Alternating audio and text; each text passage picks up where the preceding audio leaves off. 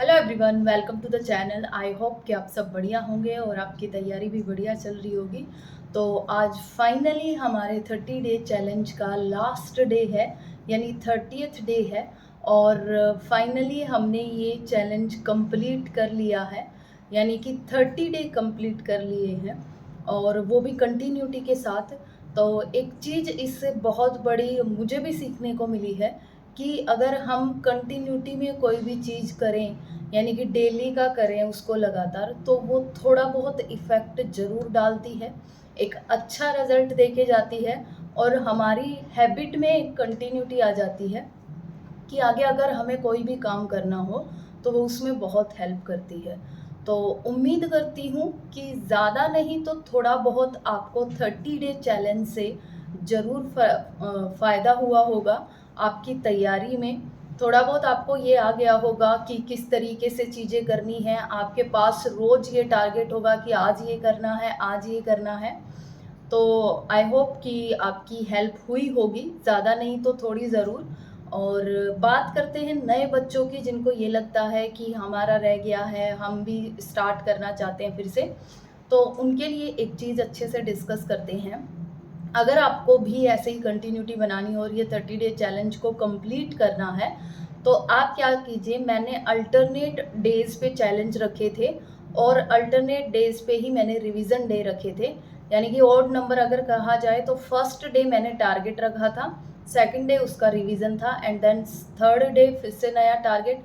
तो कहा जाए तो ऑलमोस्ट हमने 15 दिन टारगेट के रखे थे।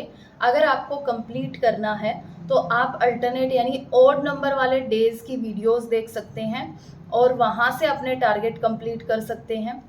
आपको करना कुछ नहीं था, जस्ट आपको एक सिलेबस, हाँ मान लिया कि कॉमन पेपर के लिए था, कॉमन पेपर में 5 सब्जेक्ट ज़्यादा हो जाते हैं एक दिन में करने के लिए, लेकिन हमने कहा था कि थोड़ा थोड़ा करें, एक कंटिन्यूटी डेवलप करें और उसको नेक्स्ट डे रिवाइज ज़रूर करें, जो रह गया है उसको नेक्स्ट डे कंप्लीट करें।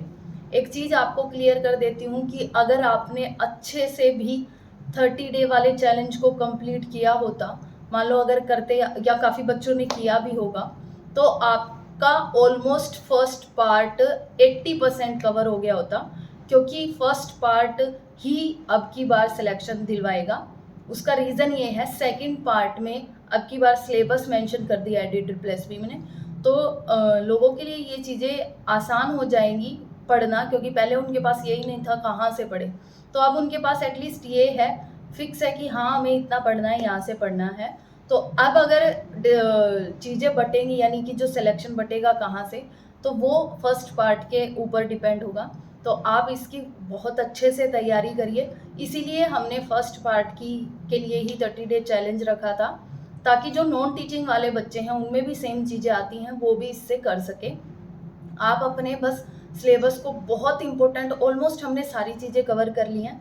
मैं एक बार रिवाइज करा देती हूँ या रिकैप कर लेते हैं कि हमने कंप्लीट क्या क्या कर लिया है। हिंदी का हमने ऑलमोस्ट सिलेबस कंप्लीट किया है, 100 में से 95%। एक दो चीज़ें रही होंगी। और इंग्लिश का तो मैंने बता भी दिया था कि आप कुछ मत करिए, बस आप ग्रामर वाली वीडियोस देखिए और उसके अलावा अपनी वोकैब करते रहिए। फिर भी हम इंग्लिश के लिए एक अलग से रोज़ का टारगेट रखेंगे। आपके ग्रुप में भी हम डेली वोकैब शेयर कर रहे हैं, इंग्लिश के लिए भी लेके आएंगे, क्योंकि इंग्लिश में काफ़ी दिक्कतें आ रही हैं बच्चों को। तो इंग्लिश के लिए लेके आएंगे, प्लस इंग्लिश में जो अभी रिसेंट में एग्ज़ाम हुए हैं, देखा मैंने पहले भी बताया था कि आर्टिकल एंड प्रपोजिशन बहुत ज़्यादा पूछी जा रही हैं। तो ये दो टॉपिक आप इंग्लिश के लिए ज़रूर करना, और हम डेली का कोशिश करेंगे इंग्लिश के लिए टॉपिक वाइज चीज़ें उठाएं और उनको क्लियर करें। और नेक्स्ट फिर आते हैं मैथ्स पर। मैथ्स पर तो काफ़ी सारे ही बच्चों के डाउट थे जिनको समझ नहीं आ रहा था, तो उसमें भी हमने ऑलमोस्ट सारा सिलेबस कवर कर लिया है। डाटा इंटरप्रिटेशन वगैरह रहा था, वो तो वो रह गया था बस, बाकी यही 95% हमने कंप्लीट कर लिया है। यानी कि अगर आपने करा भी होगा, और हमने धीरे धीरे एक चीज़ को बहुत टाइम देके भी करा है। और जीके का भी हम जीके का तो नहीं, रीजनिंग का हमारा ऑलमोस्ट, रीजनिंग का हमारा 97-8% कंप्लीट हो गया है। और रही बात जीके की, जो जीके का जो मेन पोर्शन होता है, जहाँ से क्वेश्चन ज़्यादा आते हैं, स्टैटिक जीके, वो हमने ऑलमोस्ट कवर कर लिया है। ज्योग्राफी, इकोनॉमिक और एक दो चीज़ें साइंस वगैरह ये टॉपिक्स नहीं रह गए हैं, लेकिन धीरे धीरे जब अब प्रैक्टिस क्वेश्चंस की चलेगी तो उनमें भी इनको कवर कर लेंगे। तो अब जो हम स्टार्ट करेंगे उसके लिए जल्द ही आपके लिए वीडियो बना के लाएंगे कि क्या करने वाले हैं और किस तरीके से करेंगे, क्या शेड्यूल रहेगा, क्या कुछ सब कुछ आपके साथ शेयर करेंगे। बस हमने 30 डे एक चीज़ बस मैंने पहले भी यही कहा था कि आप कैसे भी करके धीरे धीरे चीज़ें करते रहिए, बार बार करते रहिए, प्रैक्टिस करते रहिए। डेफिनेटली आपकी एक अच्छी तैयारी होगी। थोड़ा सा कॉन्फिडेंस रखिए। बहुत सारी चीज़ें होती हैं, आपको पैनिक नहीं होना होता कि कहाँ से क्या करें। तो आपको थोड़े से पेशेंस के साथ अपनी चीज़ें करते रहनी है। तो फाइनली लास्ट में यही कहेंगे, हमारा 30 डे चैलेंज आज ख़त्म हो रहा है। तो आज आप ओवरऑल आपका खुद का रिव्यू ही कीजिए कि आपका कितना हुआ है। आज आपको करना क्या है, क्योंकि ये डे तो हमारा है ही 30 डे चैलेंज का। तो आज का टारगेट आप लोगों का सबका यही है कि आपको पूरा 5 सब्जेक्ट लिख लेने हैं, पाँचों का सिलेबस लिख लेना है। और उस सिलेबस में आपको ये देखना है कि आप इसमें से जो फर्स्ट डे से जुड़े हुए थे उनके लिए है कि आपको इसमें से कितना आपने कर लिया है और कितना रह गया है। उसको भी डिस्कस करेंगे कैसे करना है। जो न्यू स्टूडेंट्स हैं उनको कैसे करना है, फिर से यही सेम चीज़ें, 5 सब्जेक्ट्स हैं, पाँचों का सिलेबस लिख लीजिए। और आपको देखिए इनमें से कौन से ऐसे टॉपिक है जो बिल्कुल नहीं आते, कौन से ऐसे हैं जो थोड़े थोड़े आते हैं। उसके अकॉर्डिंग आप अपना स्टार्ट कर दीजिए।